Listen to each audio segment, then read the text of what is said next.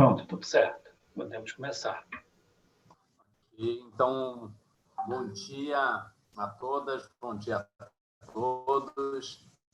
É com muita satisfação que a gente inicia esse Fórum de Direitos Não Humanos. A gente iniciou ontem à noite o evento, né, com uma conferência do Jailson, e hoje é um dia inteiro dedicado a várias matizes dos direitos não humanos. A primeira delas que conta com a Jade Almeida, com a Martina Davidson, Fábio Oliveira e a Marina Santos, voltada, tem como ponto comum a questão da alimentação. Eu tive a oportunidade de coordenar no estado do Rio de Janeiro, no estado de Minas Gerais e no estado de Espírito Santo, todo o último ciclo de conferências de segurança alimentar e nutricional. Então, foi um trabalho que durou 3 anos, foi muito gratificante, junto a vários professores, várias universidades, no Rio de Janeiro, especialmente, junto ao professor Maluf, que se dedica ao tema há muitos anos, e, enfim, trabalhamos com uma série de questões que estão ligadas, que estão associadas à segurança alimentar e nutricional. Então, é uma rede que vai da reforma agrária à qualidade da alimentação, ao enfrentamento do modelo de alimentação industrial. Então, é com muita satisfação que a gente tem nessa mesa diversos ativistas por um modelo alimentar consorciado a uma série de preocupações, especialmente ao direito dos animais. Então, a gente vai receber a Jade, que é cientista social pela UFRJ, também cozinheira vegana e com empreendimento na rede de agricultores familiares. A Martina Davidson, anarquista, feminista decolonial, também militante vegana, né? Na linha, coloca de uma linha crítica anticapitalista, né? O Fábio Oliveira, que é professor de filosofia da UF e atua no campo da UF na educação no campo, e do PPG Bios, imagino que seja o programa de pós-graduação em biologia, mas ele pode nos esclarecer melhor. E a Marina Santos, que é cozinheira com foco em pesquisa e gastronomia vegetal e mestranda da UF na comunicação. Então, agradeço a todos e todas que vão participar a contribuição que estão trazendo para a gente, né? A gente está buscando criar aqui na UF, um grupo específico nessa questão do direito, não só dos direitos dos animais, do direito da flora, né? Mas até o direito da biodiversidade, né? A gente entende, está com ações no sentido de trabalhar os rios como sujeitos de direito também, na medida que o grau de poluição, especialmente após os derramamentos de lama pelos crimes da Samarco e da Vale e outras empresas que têm causado. Mas, enfim, a gente conta com a colaboração de vocês para fortalecer a perspectiva de uma alimentação saudável, né? A gente está com um projeto, só para encerrar, antes de passar a palavra, um projeto junto à Faculdade de Nutrição da Universidade Federal Fluminense para a gente alterar a matriz de alimentação na universidade. E a gente entende que alimento é cultura. Então, nesse sentido, é papel de uma universidade trabalhar de forma racional o alimento que ela mesma oferece, mesmo através dos seus terceirizados, dos quiosques que tem no meio do campus, etc. Né? Mas é isso. Agradeço mais uma vez e já passo a palavra a Jade de Almeida. Muito obrigado. Bom dia. Também quero agradecer o convite da comissão para compor esse espaço. E vou começar apresentando mais ou menos o que eu organizei. Esse tema me toca muito, né? É o tema da minha vida, é o tema do meu empreendimento, é o tema da minha formação acadêmica. Então, eu tentei organizar a minha fala para não deixar ela ser muito guiada pelas emoções. O primeiro tema que eu acho que, desde que eu fui convidada, né, já me atravessa muito é o fato, né, o quanto é desafiador a gente estar falando sobre direitos animais no Brasil, que é um país onde a maior parte da população ainda não tem os seus direitos civis fundamentais, constitucionais, respeitados, né?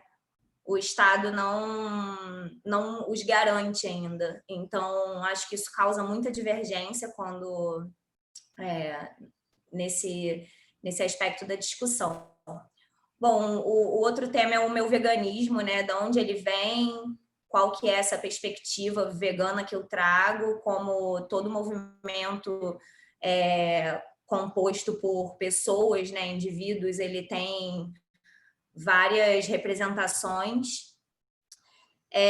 Vou acabar entrando um pouco na questão do veganismo liberal, né, que é infelizmente é uma bandeira que tem ganho bastante espaço na mídia por uma questão óbvia de poder do discurso, né, de como a nossa sociedade é organizada e quem consegue mais espaço na mídia, enfim, no mercado.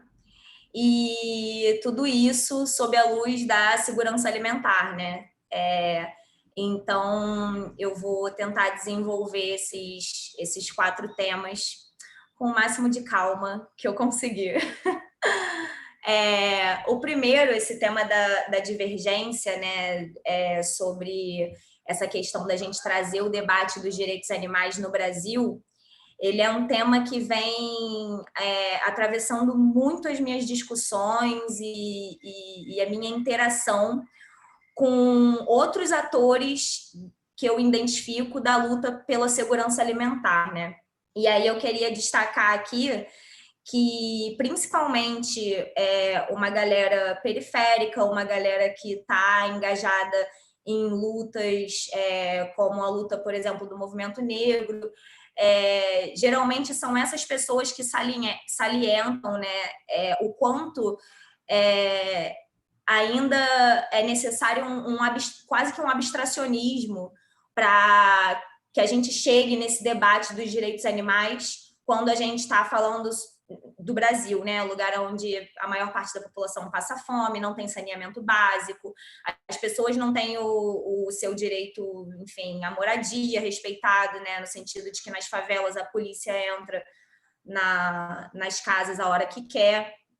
Então, eu acho que o movimento tem que conhecer esse desafio, né? Pesquisar esse desafio com muito afinco, para que esse debate seja levantado de forma a não propagar uma postura de silenciamento, né, das questões urgentes e importantes da nossa sociedade.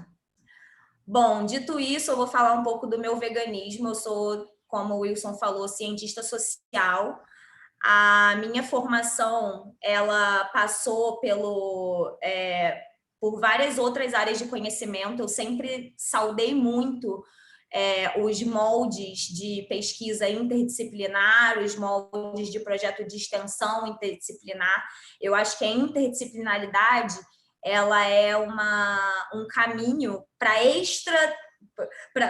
gente agregar conhecimento extra-acadêmicos assim, na construção do conhecimento. Acho que esse conhecimento vai ser um conhecimento mais pleno de contribuições no dia que a gente entender o valor das narrativas das pessoas simples, né? No dia que a gente entender que a gente, na academia, tem uma missão com resgates de conhecimentos, mais do que com a criação de um novo.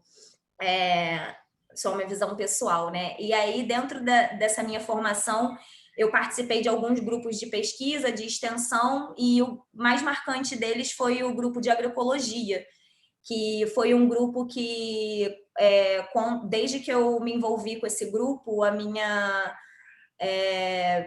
conexão, né, com a comida e com o ciclo dos alimentos mudou, assim como também a minha relação com esses atores sociais, com essas pessoas de fora da academia que faziam ciência, né, que estavam construindo ativamente novas formas de se estar no mundo, assim, para além do que eu conhecia, né?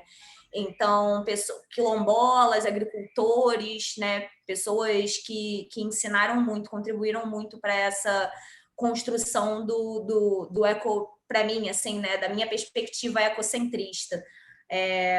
Essa perspectiva, né, que visa essa harmonia entre os diversos atores que estão interagindo na natureza, né? Então, o meu veganismo ele vem desse lugar, ele vem de um lugar que procura promover a segurança alimentar, buscando um afastamento, né? Eu acho que o grande lance do veganismo, assim, para mim, é uma quebra com o agronegócio, que é esse modelo industrial de produção de alimentos que não faz sentido em nenhum lugar do ciclo de produção deles, assim. É uma produção que produz doenças, inclusive o agronegócio, a criação, né, de animais de corte está extremamente relacionada com as pandemias. É muito importante a gente falar isso nesse momento. Existe um livro da Cynthia Schuch, que o nome é Pandemia... deixa eu ver se eu anotei aqui em algum lugar. Pandemia, Saúde Global e Escolhas Pessoais. Esse livro da Cynthia, ele fala muito sobre como que o modelo, né, de criação, para além dessa coisa da empatia, né, vamos chegar lá, mas para além dessa coisa da empatia, tem problemas acontecendo dentro desse filtro cognitivo que a sociedade já funciona, já tem problemas alarmantes, assim, né? E as pandemias, que são recorrentes na história da nossa sociedade, elas têm muito a ver com esses espaços, né, de imunossupressão que os animais são submetidos ali nos criadouros, enfim. Existe um veganismo, que é o veganismo liberal, que tem tomado um espaço que eu acho que não condiz com a luta, assim, né? Eu lembro muito da polêmica de 2018, que quando teve a coisa da lei dos maus tratos animais, e aí os candomblecistas e umbandistas, essa comunidade das religiões de matriz afro, foram bastante atacados, né, por muitos setores. E aí eu lembro que foi muito triste ver que parecia que a luta era entre veganos e pessoas que estavam, né, fazendo uma leitura mais crítica do que ia acontecer, né, enfim, com essas culturas que já são historicamente subjugadas e tal. E aí eu fiquei muito triste com isso, porque, assim, existiam, sim, veganos muito bitolados que estavam ignorando aspectos culturais, né, ignorando aspectos políticos, pessoas que desconsideram os seres humanos enquanto dotados de direitos, né, fundamentais, mas que levantam uma bandeira de forma muito ávida pelos direitos animais. E aí eu me pergunto, né, da onde que vem essa empatia, assim. Aí é que eu vejo, né, essa abstração confusa. Então, eu quero, na verdade, criticar esse veganismo liberal. Eu acho que ele não propõe uma mudança de paradigma, ele não propõe segurança alimentar, né? Ele é um veganismo que continua seguindo a mesma linha de alimentar ideias neoliberais, meramente progressistas, né? Ideias que não condizem com o olhar cuidadoso que a gente tem que ter para a complexidade de fatores que compõem, né, a nossa sociedade. Então, assim, eu vejo o veganismo como uma das lutas, um membro da grande mandala de lutas que é a luta pela segurança alimentar. Existe uma galera que não fala sobre veganismo, mas que está ligado com conceitos ancestrais muito mais velhos do que essa ciência acadêmica, né? Muito mais antigos e muito mais, eu diria até assim, conhecimentos que tiveram mais sucesso, né? Porque a nossa sociedade é muito jovem, quando a gente vai comparar com sociedades tradicionais africanas, indígenas, né? Qual é a taxa de sucesso que a gente tem? A gente já está caminhando, né, para uma autodestruição. Então, quando eu falo de valorizar saberes, narrativas de pessoas simples, né, eu tô falando disso, né, desse conhecimento que ao mesmo tempo é novo e ao mesmo tempo é velho, porque é ancestral. Então, nessa mandala de lutas pela segurança alimentar, existe a galera que está estudando alimentação alcalina, né, do Laila África, do Dr. Sebi, que são cientistas africanos, afrocentrados. Eles não falam sobre veganismo exatamente por quererem se afastar desse modelo de veganismo que se cristalizou na mídia. Então, assim, eu entendo essa mágoa, mas, ao mesmo tempo, eu, enquanto cientista social, acredito que os valores sociais, enquanto eles vão se flexibilizando, os conceitos também vão se transformando, sabe? Eu acho que as leis, o cumprimento, né, a interpretação jurídica dos fatos, ela também tem que ser transformada de acordo com esse caminhar da humanidade. Então, enfim, eu acho que o veganismo liberal ele ainda está muito mais para uma questão de ego das pessoas, individual, delas estarem sentindo que estão caminhando para uma cura, mas ainda não coloca uma coisa que a gente tem que considerar na nossa sociedade, que é uma solidariedade técnica, né? Uma coisa mais que veja a vida mais em sintropia. E sobre segurança alimentar, né? Eu não sei quanto tempo eu ainda tenho, se alguém puder me mandar uma mensagem do além. 3 minutos, Jade. Obrigada. Sobre segurança alimentar, é isso tudo, né? Eu acho que a gente tem que olhar para a questão da fome, sim, né? Quando a gente fala sobre programas de cesta básica, quando a gente fala sobre acesso, né? O que a gente vai propor que as pessoas mudem na alimentação delas? Primeiro, elas precisam ter o que comer, né? Para elas conseguirem elaborar qualquer outro tipo de estratégia de cura e manutenção da vida. Mas, principalmente, eu acho que a gente precisa olhar com muita atenção, e eu acho que essa fala vai se repetir aqui, para uma quebra de contrato com o agronegócio e com o sistema industrial de produção de alimentos. A gente precisa quebrar com esse contrato cultural, com esse contrato financeiro, né? Porque não existem mais motivos. Eles são os maiores propagadores de doenças, injustiças sociais, genocídios de humanos e não humanos, né? E, enfim, acabando com a biodiversidade em todas as esferas, né? Primeiro nos solos e depois nos nossos corpos. Então, é isso. Estou feliz de estar tendo esse espaço de crítica e de construção e ávida para ouvir meus colegas falando e pelo debate. Obrigada. Jade, a gente que agradece muito, muito importante a sua fala. Particularmente adorei. Mas já a gente vê as perguntas e entra no debate e comentário. Então, agora é a Martina Davidson. Bom, queria começar falando um bom dia a todas as pessoas presentes. Agradecer muito a oportunidade de estar aqui nesse espaço, agradecer a organização do evento por ter não só me convidado para compor esse espaço, a Luísa Bertoni especialmente, mas também a todas as pessoas que criaram esse espaço.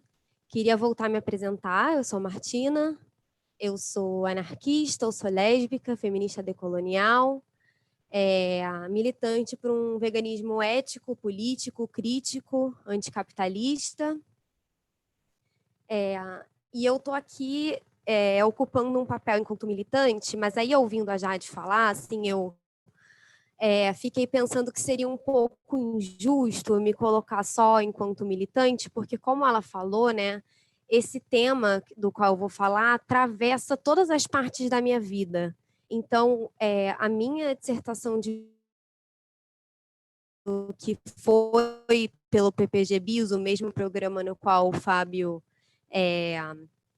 atua, né? O Fábio, inclusive, foi meu orientador. O PPG-Bis é um programa de pós-graduação em bioética, ética aplicada e saúde coletiva. Meu mestrado foi sobre o tema, um pouco também sobre o tema que eu decidi falar aqui. Para me ater ao tempo, eu, infelizmente, só consigo se eu for me ater a um texto, porque senão eu vou ficar aqui falando 3 horas e aí ninguém vai, assim, vou passar do tempo, ninguém vai aguentar mais a minha cara. E aí eu vou ter que, assim, fazer um pouco uma leitura meio dinâmica. Eu vou tentar ler, olhar um pouquinho para vocês e tudo mais, mas se eu não fizer isso, realmente, assim, eu vou passar muito do tempo. Eu sei que a ideia é a gente ser bem justo nessa divisão e, enfim. Né? Então, eu vou passar essa leitura dinâmica, se for ok com todas as pessoas presentes. Eu fiquei muito pensativa, né, quando eu recebi esse convite da Luísa sobre o que eu ia falar no dia de hoje. Muita coisa passou na minha cabeça, porque também compartilho disso com a Jade, que é um tema que me apaixona e me atravessa de muitas formas distintas, assim. Mas, como era um dia, uma data muito presente ao dia 1º de novembro, ao dia 1 de novembro, que é o dia em que se comemora oficialmente, né, o Dia Mundial do Veganismo, eu decidi falar um pouco sobre isso, né, sobre essa data. Essa data ela foi definida pela primeira vez em 1994 pela Sociedade Vegana do Reino Unido em comemoração dos 50 anos da existência dessa sociedade, né? Mas por que eu queria falar sobre isso, né? Por que falar sobre isso? Por que focar exatamente nessa data e no significado que ela tem? Porque eu acredito que a partir dessa data somos capazes não apenas de repensar o que é o mundial, entre 1000 aspas, e a quem ele se refere, mas também somos capazes de entender o que é o veganismo enquanto um fenômeno atual e por que é necessário vincular ele a um projeto de segurança alimentar, de justiça, de ética, de política e de interseccionalidade. Bom, o conceito de veganismo foi proposto, o conceito, tá, gente, não o fenômeno, e não a prática em si, né? O conceito de veganismo foi proposto pela primeira vez por Donald Watson em 1944, no coração da Europa. Mais precisamente, foi na Inglaterra, que enfrentava o período da Segunda Guerra Mundial e uma forte política de racionamento de alimentos. Isto é, havia livros de racionamento que delimitavam porções de alimentos de origem animal, ou seja, cada família e cada pessoa tinha uma quantidade específica de alimentos de origem animal que eles podiam consumir, principalmente os alimentos que eram controlados eram as gorduras de origem animal, como manteigas, o leite e a carne, propagandas como, por exemplo, o Dig for Victory, ou Cave pela Vitória, por parte do próprio governo, né, que incentivavam o plantio de vegetais em casas, terrenos comunais e telhados, propagandas do Estado que incentivavam a substituição de produtos de origem animais por vegetais. Tudo isso baseado em uma política econômica e devido à crise alimentar causada pela Segunda Guerra e o boicote aos navios de importação ingleses. A sociedade vegana, então, não poderia ter nascido em melhor época, né? Porque a gente está falando de uma época em que o Estado estava literalmente desestimulando o consumo de produtos de origem animal, estimulando o plantio de vegetais e estimulando o consumo e a substituição de produtos de origem animal por produtos de origem vegetal, né? Watson, após cunhar o conceito de veganismo, fundou a Sociedade Vegana do Reino Unido e começou a produzir revistas trimestrais com conteúdos relacionados à saúde, contendo receitas, ajudando e condizendo com as políticas de Estado, porque ensinavam a plantar, a fazer fertilizantes veganos, entre outras coisas. Os jovens pobres estavam lutando na guerra.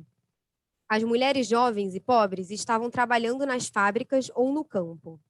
Pessoas racializadas viviam marginalizadas pelas políticas de Estado e pela sociedade como um todo. A homossexualidade era ilegal. O feminismo, mesmo conquistando o sufrágio em 1918 no país, na Inglaterra, permanecia nas mãos de mulheres muito particulares. Quem era a sociedade vegana? Para quem essa sociedade falava? Ora, para pessoas brancas, de classe média ou alta, pois não necessariamente essas pessoas trabalhavam, ou elas eram donas de casa, né? Para pessoas cis heterossexuais, obviamente para as pessoas do norte global, já que a gente está falando de um lugar específico, né, na Inglaterra, e a partir de um lugar sem preocupações, né, com a igualdade de gênero. Ai, minha gatinha aqui atrás. Desculpa, gente.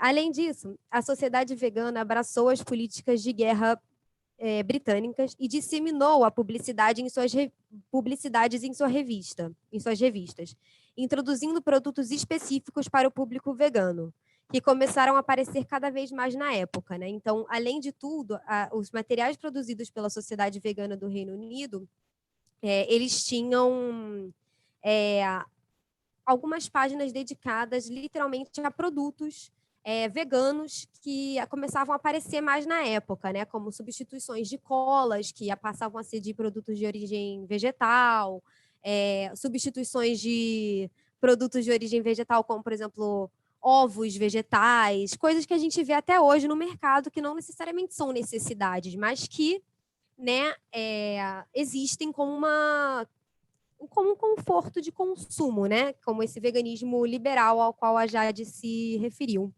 várias vezes na fala dela. Nos encontramos diante de um veganismo não apenas com um rosto metaforicamente hegemônico, isto é, representando os grupos que já têm um poder na sociedade, mas também com um veganismo que não tem um comprometimento, ou não tinha um comprometimento com uma ética em prol da defesa dos animais não humanos. Isto porque o foco principal da sociedade era a saúde.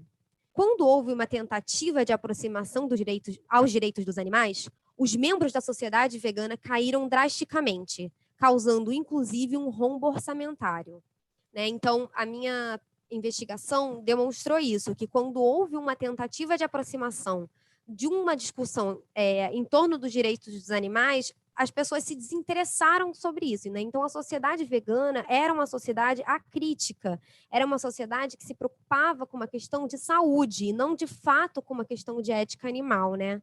E, juntando, né, ponto com ponto, né, tinha a questão da publicidade, a questão de um alinhamento com o Estado, né? A gente pode tirar algumas conclusões, né, uma exclusão de determinados sujeitos, etc., né? Então, diante de um veganismo enquanto um novo estilo de vida, a sociedade de consumo se deparou com a potencialidade de um novo nicho de mercado. Isto é, uma parcela de um mercado consumidor em que os compradores podem claramente ser identificados por suas necessidades específicas e que, geralmente, ainda é pouco ou mal explorada comercialmente. A estratégia de aproveitamento de nichos está justamente na identificação das bases de segmentação que, quando exploradas, representam diferencial ou vantagem competitiva econômica. Considerando que a natureza do capitalismo é o crescimento permanente e infinito, as empresas já existentes, e sim, poucas novas, passaram a buscar atender a esse novo nicho de mercado, de forma a não apenas produzir e vender os produtos já estabelecidos no mercado, mas também produtos sem ingredientes de origem animal. Mais que isso, o veganismo, criando consigo uma estética, permitiu a criação de 1000 selos, como cruelty-free, vegan-friendly, entre outros, né, que todo mundo já se deparou aqui, né, aquele coelhinho bonitinho lá atrás no vidro de shampoo, né, sem crueldade, que é uma coisa que a gente obviamente sabe que não existe no capitalismo, né, amigavelmente vegano, né, que é uma coisa que eu nunca consegui entender como uma coisa pode ser amigavelmente vegana, né, ou é vegana ou não é, né. Ao introduzir esses selos e palavras em seus produtos, faz uma aposta da supervaloração mercadológica, levando a um aumento de preço. Esse aumento de preço, por sua vez, esconde uma escolha. O consumidor é obrigado a escolher entre ser uma pessoa civilizada e gastar mais naquele produto supostamente politicamente correto, ou ser uma pessoa cruel e poupar seu dinheiro. Isso deixa uma mensagem para todos nós. Deveríamos estar dispostos a pagar a mais pelas nossas escolhas de consumo, ligadas à saúde ou à alimentação. Assim, quem é capaz de se localizar no que se considera mais civilizado ou politicamente correto na sociedade? Bom, as classes mais abastadas, com mais capacidade adquisitiva. Dessa forma, o veganismo já traça por si só uma linha de classe, quando divulgado dessa maneira, excluindo do seu escopo determinadas pessoas da população que se sentem acusadas de serem piores pessoas por simplesmente não poderem comprar a opção mais cara que carrega o selo vegano. Não é por acaso que a impressão popular é de que o veganismo é coisa de rico. Além disso, esse veganismo aborda apenas o conteúdo, ou seja, os produtos de origem animal, e não a forma ou estrutura, ou seja, o capitalismo, do mercado global que facilita a exploração de animais como mercadorias e impede as pessoas de transformar a sociedade. Muitos veganos tendem a considerar os próprios culpados da exploração animal como parte da solução. O veganismo agora é vendido para as pessoas na forma de produtos pelas próprias corporações que existem e lucram com a exploração de animais não humanos. Embora a disponibilidade e conveniência desses produtos sejam celebradas como vitórias, apoiá-los como principal pauta apenas sedimenta o controle que essas corporações têm sobre o mercado e o governo. Mesmo que os consumidores veganos entendam seu boicote individual ao consumo de determinada empresa que lucra com isso, sem também desafiar a atual ordem político-econômica do capitalismo, corporações superam persistentemente os interesses do público em geral. Os veganos permanecem cúmplices do sistema que autoriza as empresas a explorar outros animais e seres humanos. Ou seja, um vegano jamais terá uma lista fixa de empresas para boicote, já que o capitalismo literalmente permite a exploração como base expansiva do lucro. Mesmo se os veganos consumidores fossem capazes de provocar danos significativos no mercado nacional, tudo isso seria revertido pelo aumento da classe abastada de comedores de animais no mundo em desenvolvimento, para a qual os animais criados nacionalmente seriam exportados, ou para onde a indústria seria exportada, deslocando agricultores, prejudicando a vida selvagem e deixando danos ambientais decorrentes da produção para as comunidades locais. Em terceiro lugar, o veganismo... 2 minutos, tá, Marina? Martina, 2 minutinhos. Em terceiro lugar, o veganismo como boicote de consumo nem mesmo permite que todas as pessoas possam praticá-lo, uma vez que alimentos saudáveis são considerados uma mercadoria ao invés de um direito sociopolítico. Os alimentos... Vamos passar porque temos poucos tempos. Manifestado enquanto nicho de mercado, sem comprometimento com uma postura política anti-opressão, o veganismo de ampla difusão, constantemente racista, machista, LGBTI-fóbico, classista, norte-globalista, capacitista e, se depender, pode até ser especista. Isto quando a preocupação passa a ser a economia, a obtenção de produtos, a saúde e não os animais não humanos. Se o veganismo destituído oprime minorias políticas enquanto encampa sua luta de boicote ao consumo de produtos de origem animal, o veganismo será visto com razão como um movimento contra os direitos humanos, potencialmente afastando minorias políticas da causa antiespecista. Sua inacessibilidade, criticada constantemente, faz sentido quando enquadrada dentro da lógica de leitura, veganismo igual consumo, já que enquanto para ser ético ou vegano, for dito que há necessidade de se ter poder adquisitivo, excluindo de antemão grande parte da população. É, então, um veganismo colonial, importado da Europa, tal qual foi criado com as mesmas marcas, mas que não traduz a realidade latino-americana subalternizada. Com quem esse veganismo fala? Como resolver isso tudo? Para mim, é aqui que entra a decolonialidade, como projeto de reconstrução de veganismos. Veganismos no plural e com V minúscula, construídos das margens, como muitos já vêm sendo construídos. É o caso do movimento afro-vegano, do veganismo periférico, do veganismo agroecológico, do veganarquismo de ação direta. São veganismos comprometidos ético-politicamente com pensamentos das minorias políticas, assim como dos animais não humanos, que enxergam a diferença como um ponto comum de origem da opressão, que entendem a colonização como criadora de um legado opressivo e cruel. Por isso falar do 1º de novembro, porque o mundial do qual a data supostamente fala é colonial, é norte-globalista, é centrado na Europa, é branco, é cis-hétero, é rico, não é mundial, é bem particular. Não fala nem com os animais não humanos, nem com os animais humanos. No dia 1º de novembro de 1954, a Frente de Libertação Nacional disparou os primeiros tiros de guerra na independência argelina. Nessa mesma data, em 1981, Barbados obteve independência do Reino Unido. Em 1º de novembro de 1994, nasceu a cantora Pablo Vittar.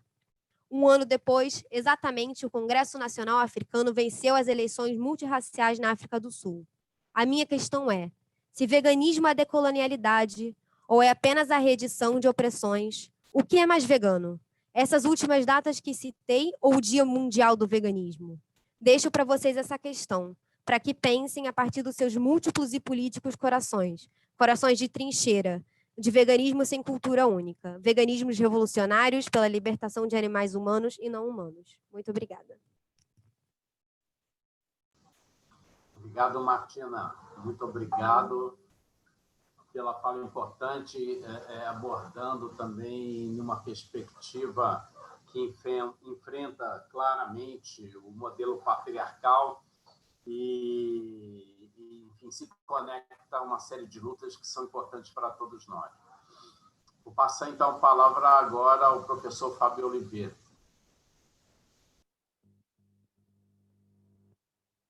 Bom dia.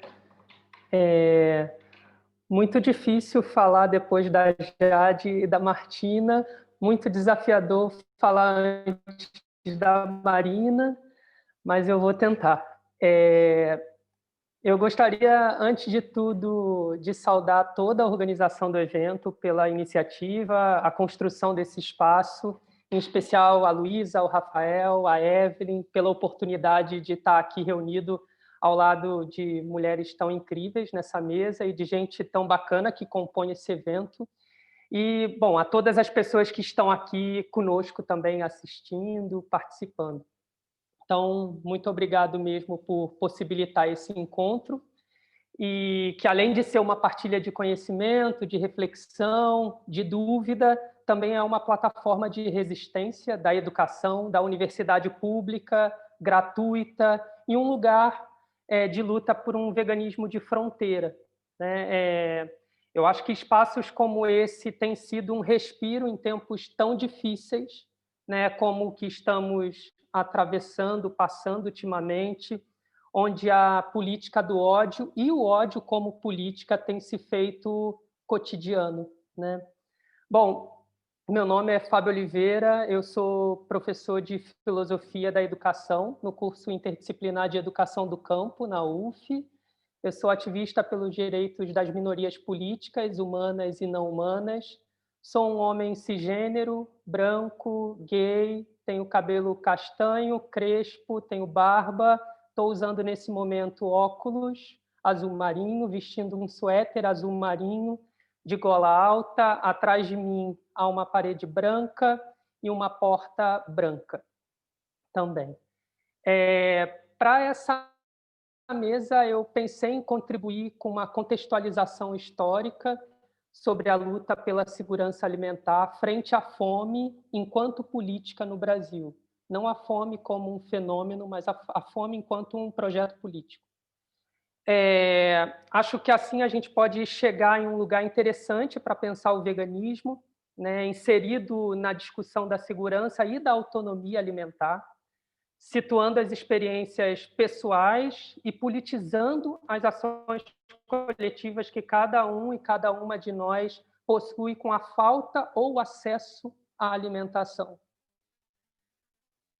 Dentro de um contexto, claro, mais amplo de possibilidades marcadas por desigualdades socio-raciais, étnico-territoriais, de gênero, classe, sexualidade.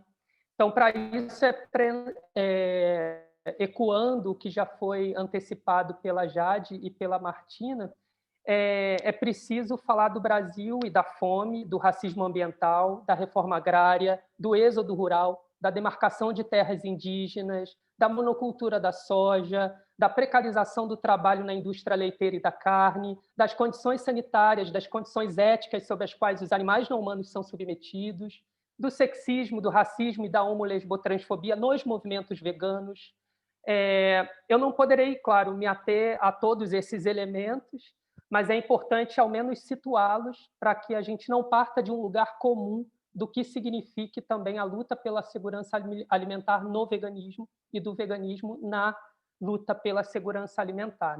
Então, por isso, minha estratégia é a de voltar algumas décadas, década de 50 e 60, e pensar os movimentos camponeses e as lutas Brasil adentro contra a fome, que, na ocasião, assolava os campos e os interiores do país em especial.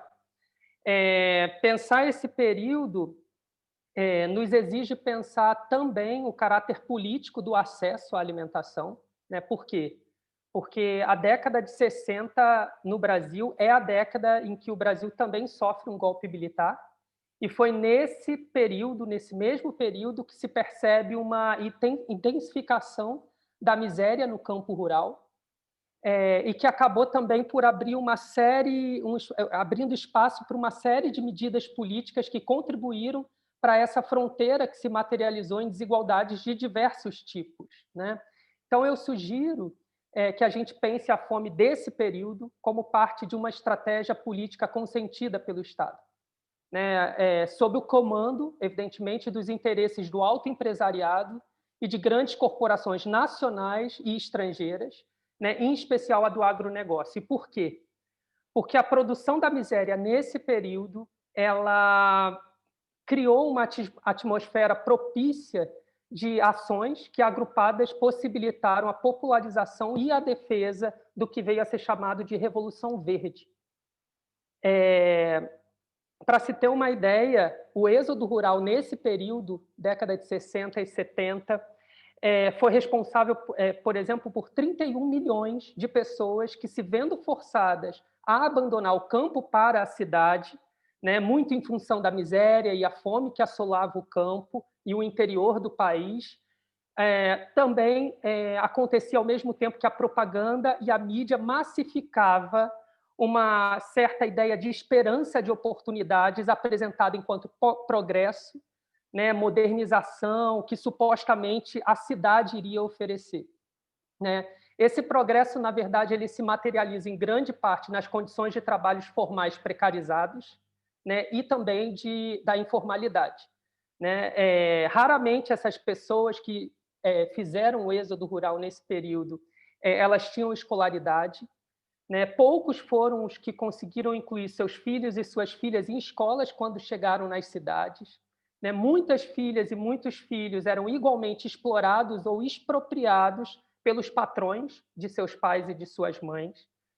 Então, esse afastamento do campo, do interior, ele tem um impacto nos hábitos cotidianos das pessoas, que passaram, então, a se distanciar não só do lugar onde nasceram, mas da própria terra, do cultivo de uma vida próxima da terra, e que passam a ser compreendidos e compreendidas como um cenário do atraso. O meio rural, o interior, passa, na década de 60, a ser massificamente propagandeado pela mídia como o lugar do atraso, enquanto a cidade era o lugar do progresso. Os próprios materiais escolares refletiam esse imaginário, o campo e o interior como retrógrado e a cidade como progressista, o campo empobrecido e a cidade rica, o campo iletrado e a cidade intelectual, o campo empobrecido de artes e a cidade um berço cultural, né? A cidade, então, ela passa a ser desenhada e apresentada como um avanço, um horizonte moderno a ser perseguido e de chegada, né? O lugar dos sonhos possíveis, como alguns materiais escolares da época se referem à cidade, né? Então, as tecnologias associadas aos modos de produção desse lugar, inclusive dos modos de produção agrícola, são o progresso, né?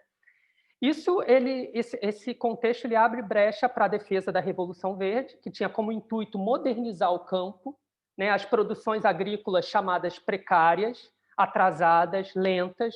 O componente, e aqui eu quero chamar a atenção a isso, o componente da velocidade é fundamental para se entender esse processo, e o tempo é um fator determinante que passa a ser controlado pela ideia de progresso.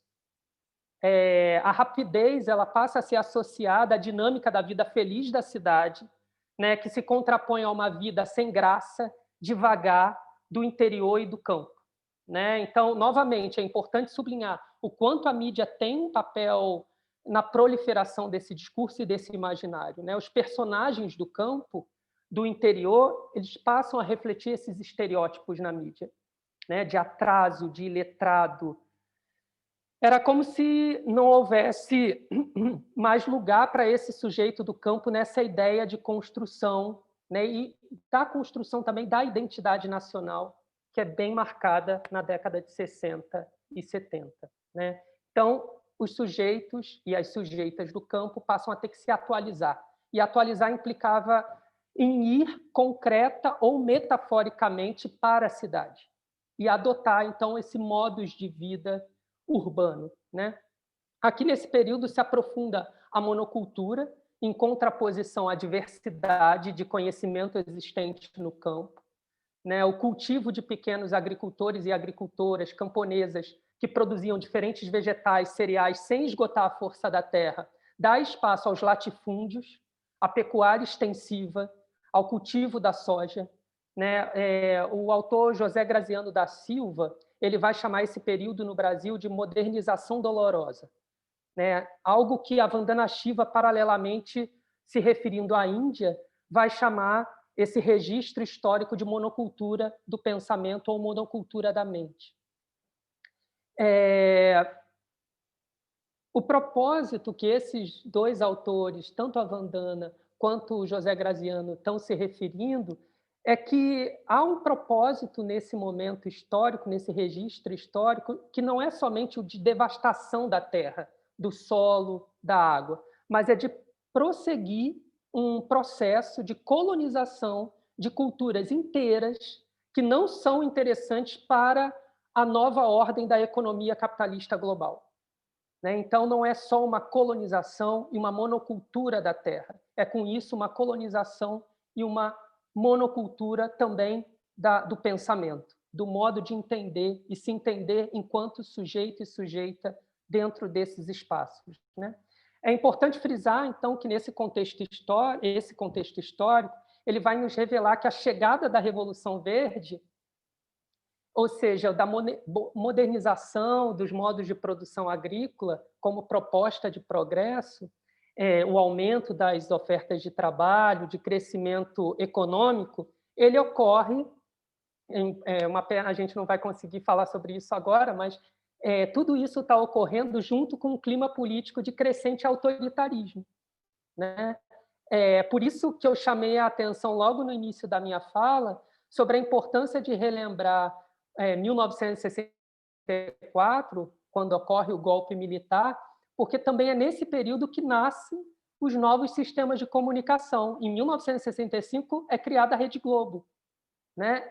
Ou seja, os registros históricos nos apontam sempre para uma associação entre a aparição de sistemas autoritários e o papel das novas mídias na disseminação desses novos modos de interação e de compreensão de si próprio dentro desses espaços, né? E de aniquilação de sujeitos e culturas que escapam desse projeto político.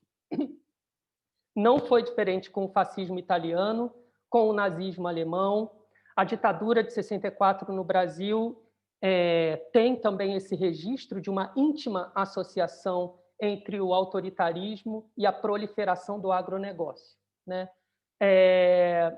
talvez não seja tão diferente com as fake news e as novas mídias digitais e as novas formas de autoritarismo que nós vivenciamos atualmente. Eu tinha mais alguns pontos aqui para falar, mas eu vou passar, então, mais explicitamente para a pergunta: o que isso tem a ver com segurança e autonomia alimentar, né?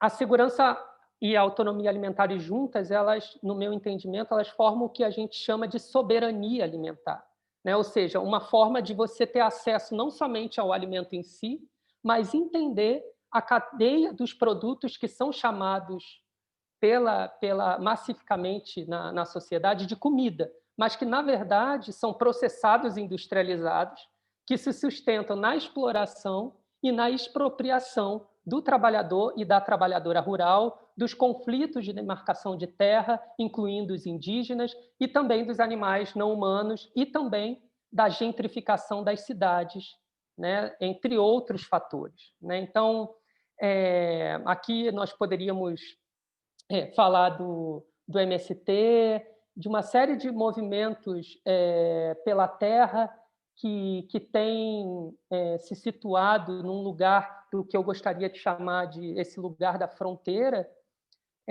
mas acho que a gente pode caminhar para falar mais, então, do que isso também tem a ver com o veganismo, né? Isso tudo que eu disse até aqui nos aponta para algo que a gente pode aprofundar melhor, né, daqui por diante, que é o fato da alimentação no capitalismo ser um produto, né, da mesma forma que a fome também é um produto.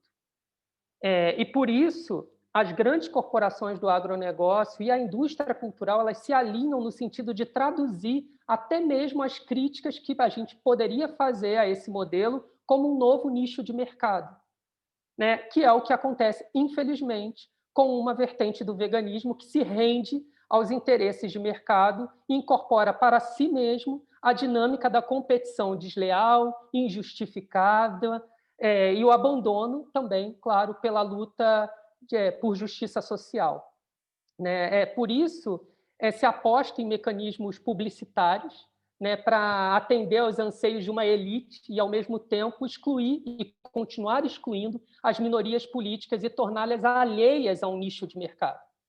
E é isso que ocorre quando o assunto é alimentação. A alimentação no capitalismo é um produto, e por isso mesmo ela deve pertencer a uma marca dentro desse paradigma, né? A um empresário, a um oligopólio que decide o que vamos comer e o que cada classe social pode consumir. Através do seu poder de consumo, você passa a entender o que um grupo de consumidor e o que é um grupo de consumidor específico, né? Que é o que ocorre com o veganismo despolitizado ou um veganismo de prateleira de mercado, como eu prefiro chamar, né? Um veganismo aliançado com as práticas liberais, mas também aliançado com as práticas autoritárias. Não é só liberal, é um veganismo autoritário, né? Que acredita que o fim da exploração animal pode caminhar independentemente da luta de classe, de raça, de gênero, de sexualidade, e que não percebe que o animal cumpre um lugar fundamental no sistema capitalista, que aqui eu me refiro ao animal criado para o abate, os tanques, o aquário que confinam animais marítimos, para o abate e para o entretenimento, para a indústria bélica, inclusive a indústria de pets, como as pessoas costumam chamar, e que não percebe que existe um capital animal associado às desigualdades estruturantes no país, que não analisa o impacto da pecuária em diferentes regiões do planeta e como essa prática está associada ao racismo ambiental na América Latina, que não percebe como o sexismo comparece em peças publicitárias veganas, bem como não enfrenta a branquidade e a LGBTI-fobia nos espaços chamados de sociabilidade vegana, tal qual as feiras, os eventos veganos, né? Em que todo mundo que é um corpo dissidente sabe bem o que é chegar nesses espaços, né? Então, por fim, eu queria dizer que comer bem, se alimentar, se nutrir, não pode ou deve ser compreendido como um privilégio. É um equívoco afirmar isso. Trata-se de um direito e que, quando não é garantido, para uma parcela da população, revela as desigualdades estruturantes baseadas em sexo, gênero, raça, classe, sexualidade, e que se revelam, inclusive, na íntima relação que um veganismo associado ao capitalismo promove e reforça. Da mesma forma que envenenar a população através de produtos industrializados e agrotóxicos que dizimam as terras e as culturas é uma forma de genocídio. Mais do que isso, é também um nutricídio. E se o Estado não breca, mas, pelo contrário, favorece os interesses das grandes corporações, temos que pensar em formas de articulação ético-política que interrompa e combata o Estado na sua versão ecocida e etnocida. Né? Então, eu penso que um veganismo de fronteira, engajado na luta popular, fruto de um pensamento crítico, decolonial, interseccional, ecofeminista, possa ser um caminho. Né? Esse veganismo está em construção, porque ele se faz no interior das lutas por justiça social, e por interior também tendo um lugar epistemológico e ecoterritorial. Muito do que eu trouxe aqui é fruto da minha inserção no curso interdisciplinar em Educação do Campo, do qual eu sou professor e aprendiz. Né? Então, evidentemente que assumir essa postura é assumir também um posicionamento epistemológico e ecoterritorial que nos leva a campos de tensionamento, porque as respostas não estão dadas. Né? Então, o que está na base do compromisso desse veganismo é um rompimento com a lógica de opressão e com essa velocidade que eu tinha comentado logo no início, queria finalizar com isso, que se impõe sobre todas, todes e todos nós, dissidentes e minorias políticas.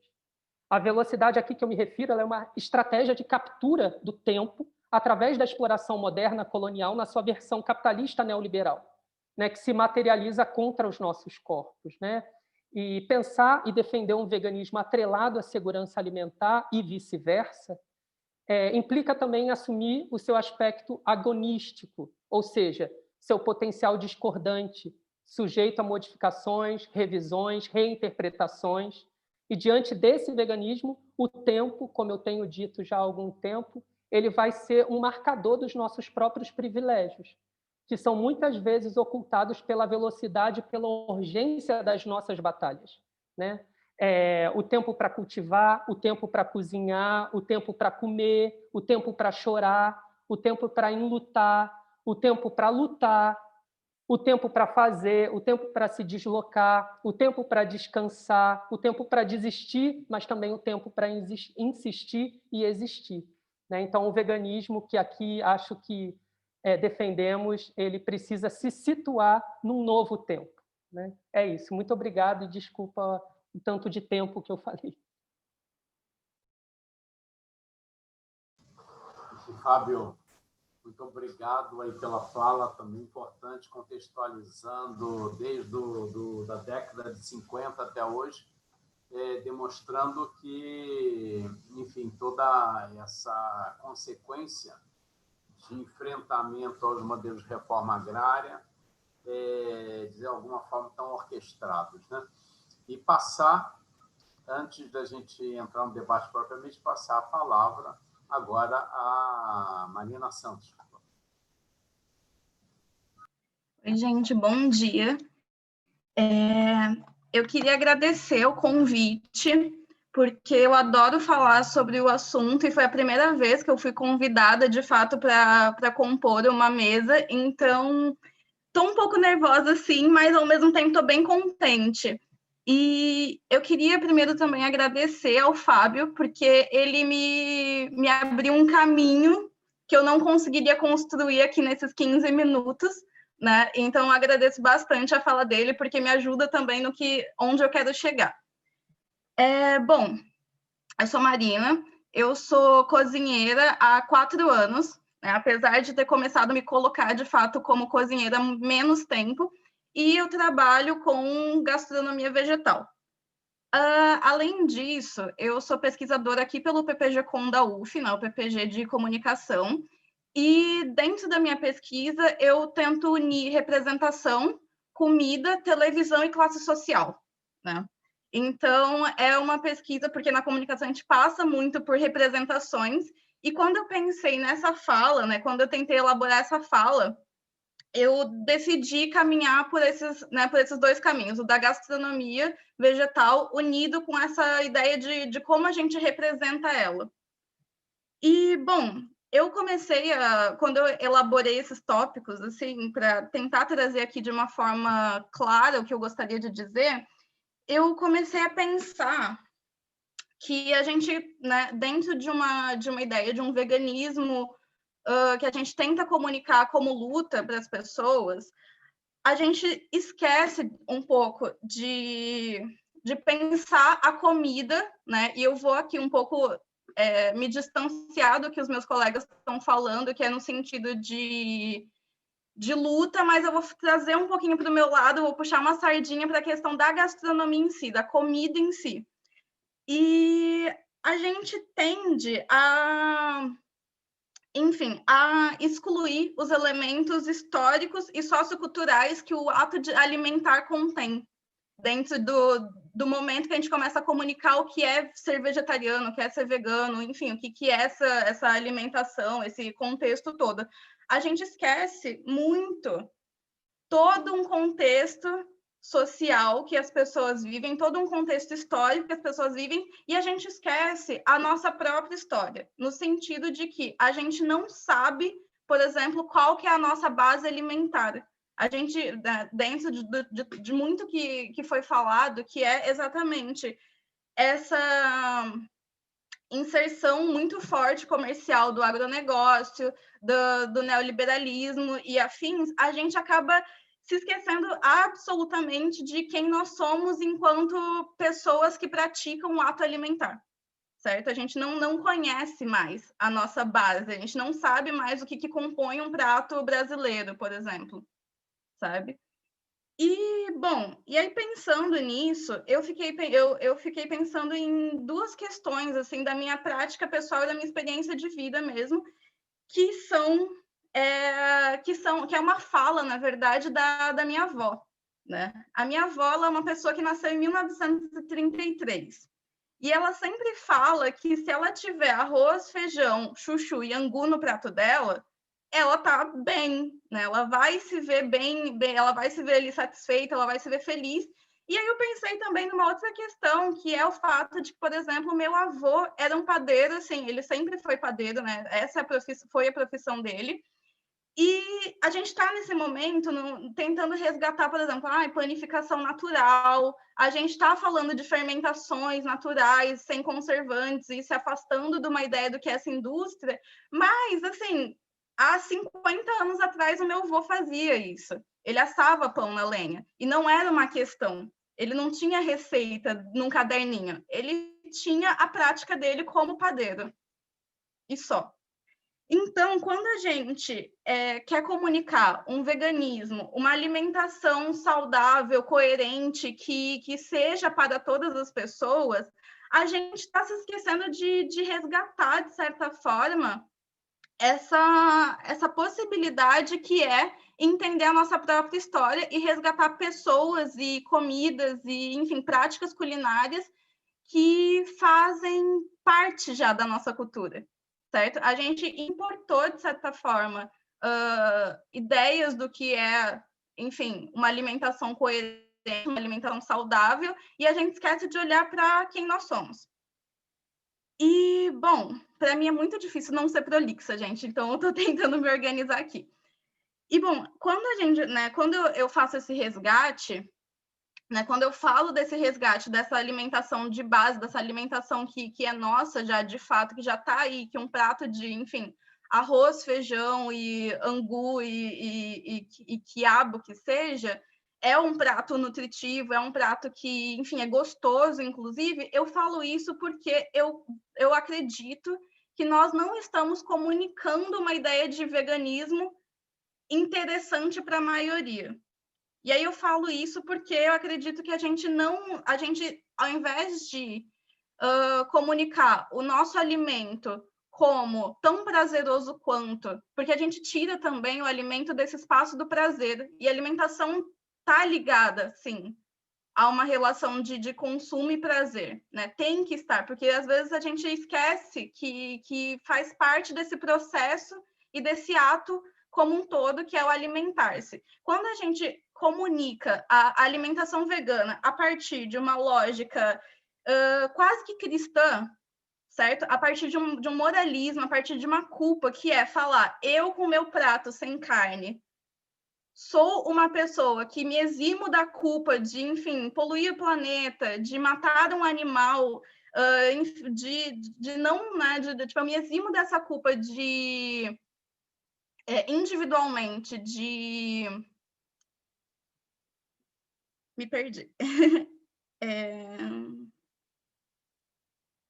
Bom, a gente, quando você se exime dessa culpa, a gente simplesmente esquece que o ato de comer, que o ato alimentar é também algo coletivo.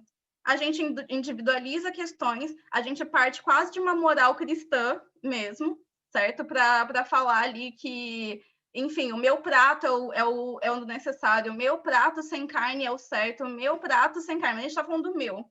Né? A gente não está falando do coletivo, a gente está ignorando que pessoas, ao longo do processo histórico de construção, né, da nossa alimentação para chegar onde a gente está aqui hoje, sempre tiveram arroz, feijão ali naquele prato, sempre consumiram o prato majoritariamente vegano, de certa forma. Né? E, enfim, e aí eu falo disso porque, para mim, o comunicar a alimentação vegetal hoje tem sido fazer esse resgate e principalmente relembrar que a gente não está inventando, né, dentro da gastronomia, claro, e é o que eu falei, eu puxei sardinha para esse lado da alimentação, a gente não está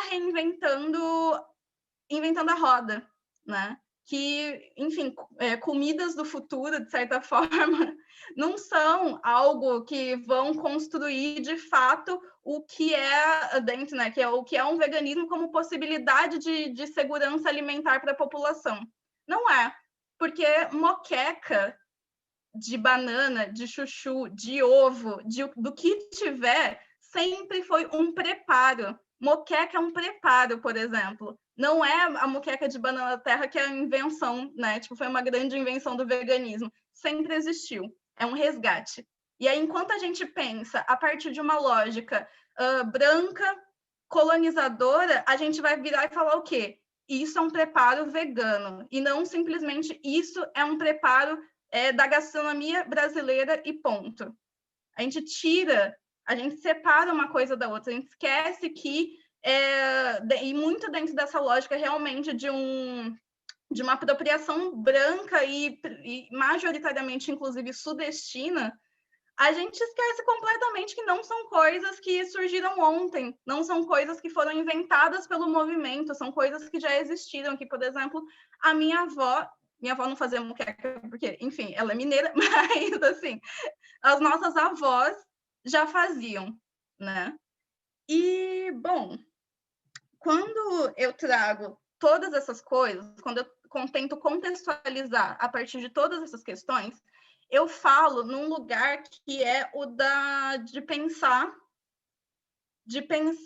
a gastronomia vegetal a partir de um olhar mais sério. E eu digo isso porque também vou voltar aqui para a minha própria experiência. Há 2 anos atrás, em 2018, eu passei a trabalhar em restaurante como forma de me validar como cozinheira. A primeira coisa uma das primeiras coisas que me aconteceram foi: se você quer ser cozinheira, você vai comer de tudo. Ponto.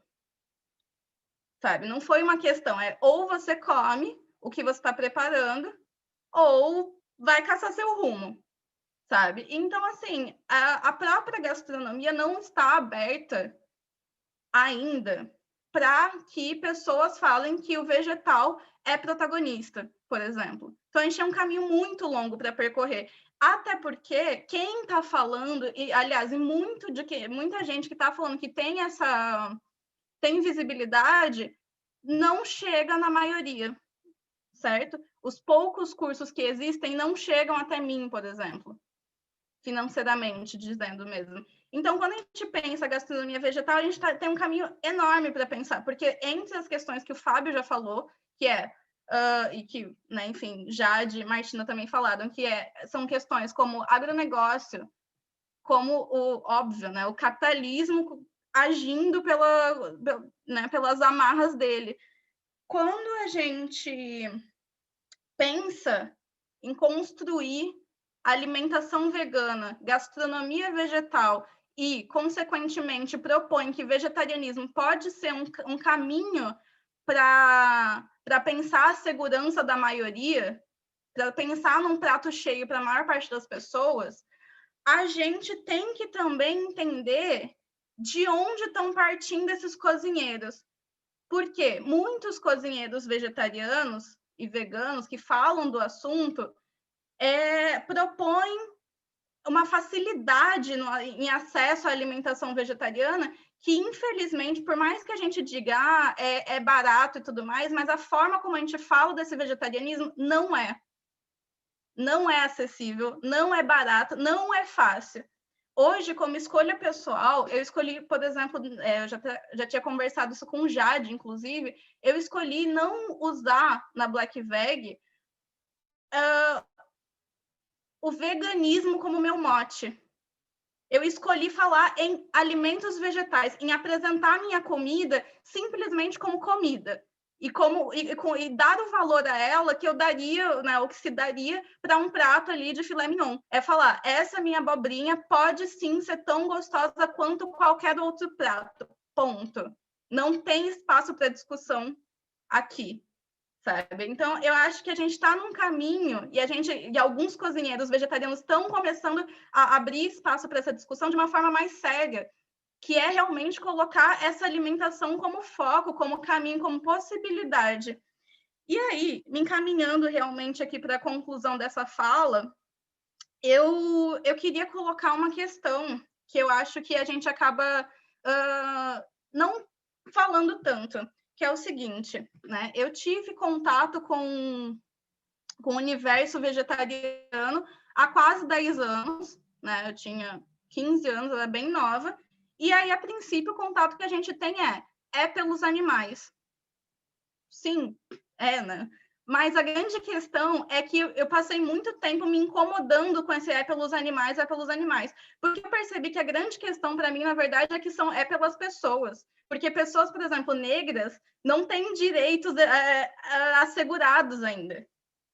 Nós não temos direitos assegurados. Então, se eu falo simplesmente pelos animais, para mim não é condizente, por exemplo, com um funcionário que trabalha trabalha, né, num frigorífico.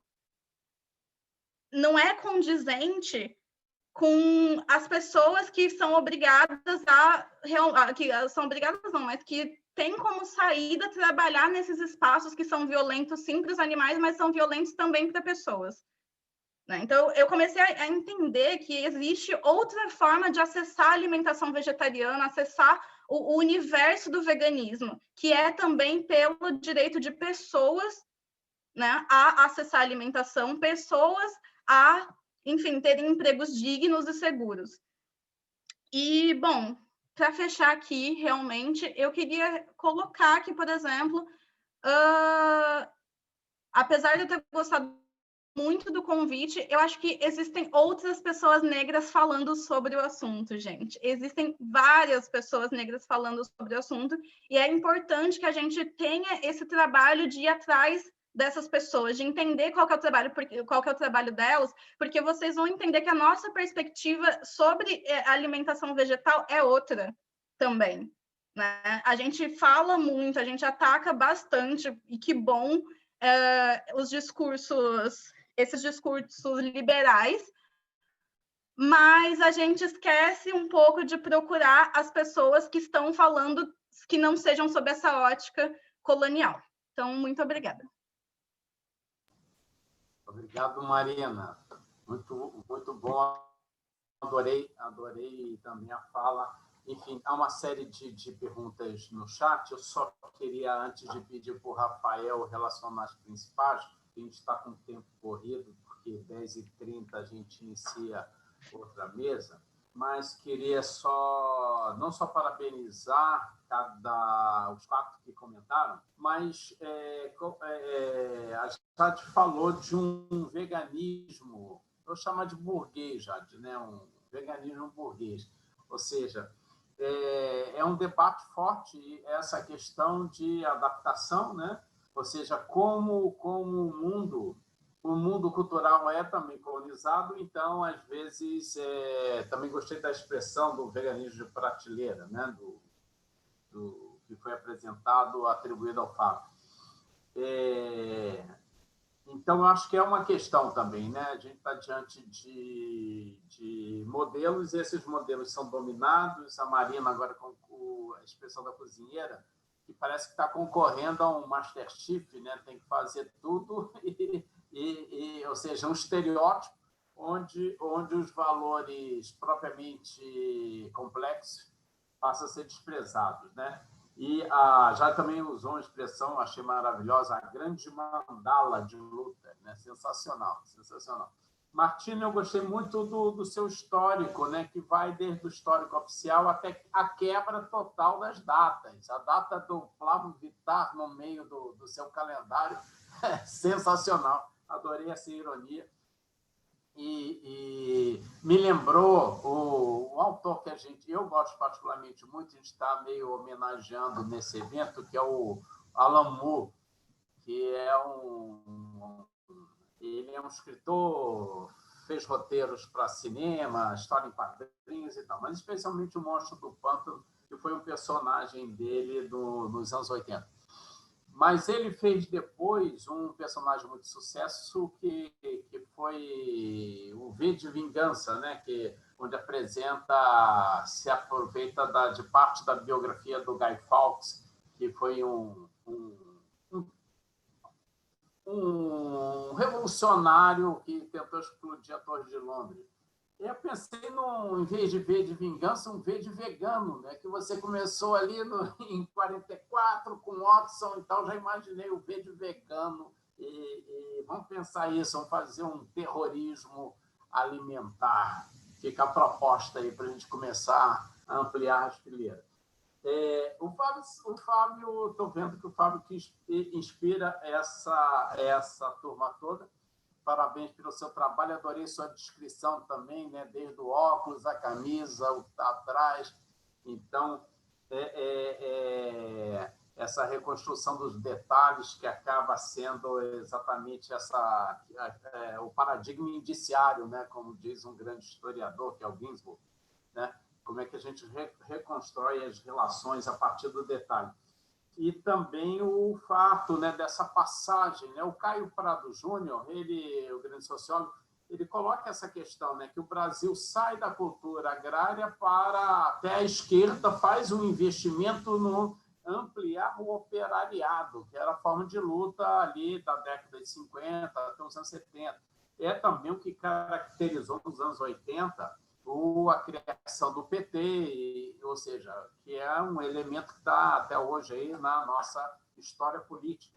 Mas exatamente esse patrocínio, ou seja, a luta agrária ela fica em segundo plano, após aquele momento de incentivo às ligas camponesas, mas a própria reforma agrária ela fica em segundo plano diante do movimento para ampliar o operariado brasileiro, no sentido que se acredita que o operário estaria mais próximo de uma dicção de reação política.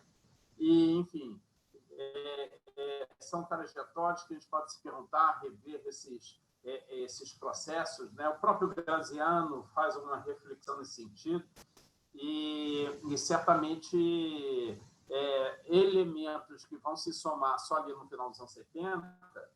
Você citou a Vandana Shiva, ela é uma das expressivas nesse sentido, que é a retomada do campo, a retomada da pauta ambiental. Lembrando que a pauta ambiental também passou por colonizações, né? A ser uma luta ecológica, e a palavra ecológica acabou sendo semantizada, vamos dizer assim, como se fosse um ecologismo escolar, quase que um ato de escoteiros, né? Então, é sempre importante problematizar essa questão toda. E, enfim, há o que a Marina colocou sobre a as vozes, né, que é uma questão racial também que está sendo colocada, né? Então, é racial, é racista, enfim, LGBTista, como também foi colocado, ou seja, há um padrão e esse padrão de enfrentamento ele acaba sendo muito mais complexo. Adorei as 4 falas, fico muito feliz de a gente ter essa oportunidade aqui de estar fazendo um debate tão substantivo, tão interessante e com pessoas tão agradáveis, né? Então, fica melhor ainda. Eu vou pedir para o Rafael e a Evelyn. Vamos lá. Empolgante demais as apresentações, agradecemos muito. Infelizmente, o tempo é curto, então eu vou dar 2 minutinhos para todos e todas que apresentaram, tá bom? Então, a gente pode começar pela Jade, na ordem de apresentação. E tivemos 3 perguntas, uma da Mara para a Martina, uma da Andréia para a Jade e uma da Catarina para o Fábio. Então, eu vou lê-las aqui e após a gente começa pela Jade e segue a sequência das apresentações. A pergunta primeira da Mara para a Martina diz assim: os selos que garantem que os animais não sofram não são verdadeiros? Não entendi exatamente essa parte. Os animais ainda sofrem sendo protegidos com esse selo? Esses produtos comprados não são exatamente o que vendem? Então, essa foi para a Martina. Vamos agora para a pergunta a Jade. O veganismo está... Pergunta da Andréia para a Jade. O veganismo está relacionado às lutas pelos direitos básicos e fundamentais para todos os seres vivos. Porém, a atual forma estrutural do capitalismo vai de encontro com essas bandeiras, principalmente quando falamos do agronegócio. Como você acha que podemos trabalhar isso? Se as pessoas temem tanto o socialismo e qualquer fala contra a atual política capitalista, a gente é atacado e ganha desafetos. E agora a última pergunta, que é da Catarina. E eu acho que é para o Fábio. Ela não indicou bem, mas vamos ver. Como podemos buscar praticar um veganismo político e realmente voltado para as causas sociais no nosso cotidiano e na nossa alimentação? Quais seriam alternativas atualmente viáveis ao sistema capitalista de produção e, consequentemente, ao veganismo liberal? O ecossocialismo seria uma saída? Então, por gentileza, que vocês consigam responder de maneira bem sucinta, começando pela Jade. Desafiador dar conta dessa questão da Andréia, porque toca na questão da intolerância, né? E aí eu vou trazer uma fala um pouco coach, mas é verdade, gente. Eu acho que existe uma célula disparadora, né? Que é a boa vontade, né? Qual é a motivação de uma pessoa quando ela adentra um campo do conhecimento, né? Primeira coisa. Se essa pessoa quer ouvir, fica muito mais fácil a gente conversar. Não existe como abrandar o papel do capitalismo nesse cenário caótico. Isso é o que as grandes corporações tentam fazer com greenwashing, rebranding. Adoro quando... é porque tem que falar essas palavras em inglês mesmo, sabe? Porque não tem tradução para esses sintomas de desespero, né? do capitalismo. Enfim, eu acho que para trazer à tona, né, esse veganismo tóxico, a primeira pergunta que eu acho que a gente tem que se fazer, porque você afirmou, né, na sua questão, falou, o veganismo está associado aos direitos básicos, e aí eu só adicionaria uma interrogação.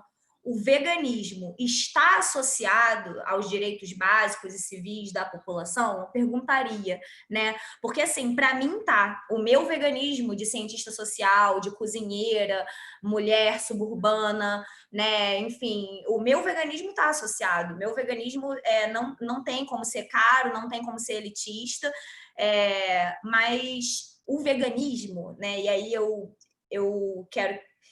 queria falar para a Marina, assim, que eu cheguei no meio da fala dela, mas acho que a comunicação dá muito conta disso, né? Que veganismo é esse, né? E uma questão que a Marina traz existem muitas pessoas pretas, né, periféricas, falando sobre veganismo. Eu, particularmente, acho que as minhas grandes inspirações todas do veganismo são pessoas periféricas. A Marina é uma delas, apesar de não se dizer vegana, assim, né, não levantar essa bandeira, e eu entendo os porquês, mas é uma pessoa da cozinha vegetal e que está super engajada na luta. Enfim, essa questão, né, do veganismo estar associado aos direitos básicos, eu acho que é uma questão que também já dispara uma outra questão. Por que essas pessoas não estão nesse espaço de discussão? O porquê que essas pessoas não se sentem convidadas? A verdade é essa, porque, assim, existiram convites, eu sei que a comissão fez convites, eu sei que a Luísa ou o Rafael estão ligados nos representantes, né, raiz, periféricos do movimento, mas por que essas pessoas não se sentem acolhidas num espaço que debate direitos animais? Por que essas pessoas não se sentem acolhidas pelo nome vegano? Né? Isso foi uma questão para mim durante muito tempo. Hoje em dia, eu profano o conceito de veganismo na minha página, no Essa Fada Vegana, né? Porque para mim é sobre isso, é sobre juntar os cacos do passado, né, que eu já quebrei, e profanar o futuro. Não vai ter como a gente fazer isso sem meter o pé na porta do capitalismo, não vai ter como discutir isso de bem com o capitalismo. Essas pessoas intolerantes vão... A gente não vai discutir com elas, a gente vai dar aula. Obrigado. Vamos então a Martina. Martina, por gentileza, seja sucinta. Respondendo a pergunta de maneira sucinta, assim, não tem absolutamente nenhum selo que tenha como garantir que não exista crueldade ali, né? No capitalismo, tudo é na base da exploração. Então, essa coisa de, como a Jade falou, tem que falar em inglês, né? Então, cruelty free, vegan friendly, todas essas coisas aí, nada disso aí é real, né? Não existe nada que é livre de crueldade. Eu defendo muito assim, isso não é uma coisa instintiva, não. Eu acho que essa pergunta é uma ótima pergunta, na verdade, porque né, eles estão te vendendo essa ideia e é bem comum que você compre essa ideia, na verdade. E eles te vendem essa ideia, né? Literalmente venderam uma ideia. E para ter uma supervaloração no produto, simplesmente, né? Eles vendem uma estética de que aquilo ali é melhor do que outro, para que o consumidor se sinta melhor na hora de consumir. Mas, bom, é basicamente isso. Então, assim, não existe, para mim, na minha visão, um selo que te garanta absolutamente nada, né? Esses selos são invenções do capitalismo, para alguma coisa, até porque normalmente essas empresas formam parte de grandes conglomerados, essas empresas também têm grandes responsabilidades ambientais, têm, enfim, responsabilidades de injustiças raciais, injustiças de gênero, injustiças com relação a orientações sexuais, a dissidências sexuais, e assim por diante, né? Então não existe livre de crueldade, não existe vegano politicamente dentro do capitalismo, e assim por diante. Aí essa seria a minha resposta. Muito obrigada, Martina, maravilhosa. Ótimo, Martina. Fábio, por gentileza. Bom, obrigado pela oportunidade de estar aqui com vocês, antes de tudo, já que é um momento também de despedida, né? De um até logo. Na verdade, a pergunta da Catarina, que foi endereçada a todas as pessoas, né? Eu queria, inclusive, muito a ajuda da Marina para conseguir responder, porque acho que o que foi dito por ela, em certa medida, já responde parcial ou integralmente o que foi perguntado, né? Quais seriam, então, essas estratégias cotidianas para que a gente pudesse interromper esse fluxo de apropriação do veganismo, né? Acho que há muitas iniciativas. Eu acho que uma das coisas que nós temos que nos perguntar, e que já foi aqui mencionado pela Martina e pela Jade, diz respeito também a quais são as nossas inspirações, né, para se pensar e praticar o veganismo, qual é a nossa praxis vegana, né, nesse sentido. A depender de quais são as nossas motivações, razões, inspirações para pensar e praticar o veganismo, nós conseguimos, sim, identificar se é meramente uma questão de prazer ou gozo individual para se sentir, mais uma vez, no topo de uma hierarquia moral, né, frente a outros indivíduos, né? Sendo que essa hierarquia moral, na verdade, é uma hierarquia socioeconômica, racial, né, gendrificada. Então, tudo isso tem que entrar na questão, porque o veganismo ele está se tornando, se já não se tornou, ele próprio um selo. Então, já não haveria nem necessidade de ter um selo que identifica produtos veganos, porque o veganismo ele está se tornando ele próprio o selo que cria um nicho de mercado. Então, ao se identificar vegano, você já se situa dentro de um nicho de mercado numa sociedade capitalista, né? Então, quando vem esses questionamentos e problematizações acerca até da nossa autoproclamação, digamos, de sermos ou não sermos veganos, isso nos situa na sociedade. É claro que nos situa, né? Então, parece que a gente tem que aprender mesmo com outras formas e construções coletivas e colaborativas de enfrentamento político da sociedade. E há várias iniciativas. No Brasil, no Rio de Janeiro em especial, há o projeto, por exemplo, da Cozinha NEM, dentro da Casa NEM, que é uma casa, a Casa NEM, liderada pela Indianara Siqueira, uma travesti gênero, que tem como projeto uma cozinha, né, dentro desse espaço de acolhimento para pessoas LGBT